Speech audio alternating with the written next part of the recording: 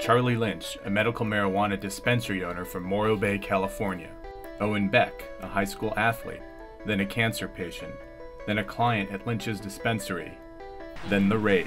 A raid by armed federal agents. Local medical marijuana users will have to go elsewhere for the time being, after federal agents and sheriff's deputies shut off their supply. Now Charlie Lynch is in the midst of a federal trial where he could face more than 100 years behind bars. It's hard to imagine, that they would want to do that to me.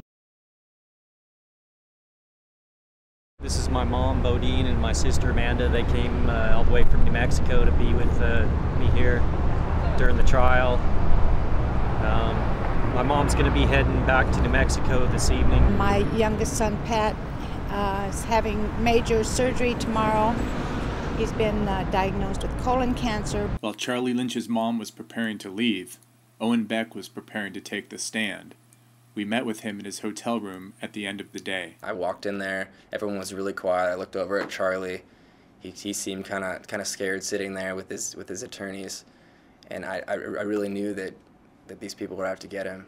They asked me how old I was, where I worked, where I went to school, and then basically I was asked how I know Charlie Lynch as a person, and then I proceeded to let them know that I did have bone cancer 2 years ago, and I was prescribed medical marijuana from my oncologist at Stanford.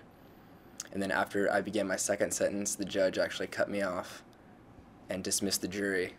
Those were the last words Owen Beck will be allowed to speak in the trial of Charlie Lynch. I don't think it was fair to Charlie in any way. I think they should have at least heard my testimony and heard, that Charlie is a law-abiding person. I would trust my medical, people that take care of my medical needs to my oncologist at Stanford University more than the DEA. Without the use of Charlie Lynch's dispensary during my chemotherapy treatment, I would have been miserable.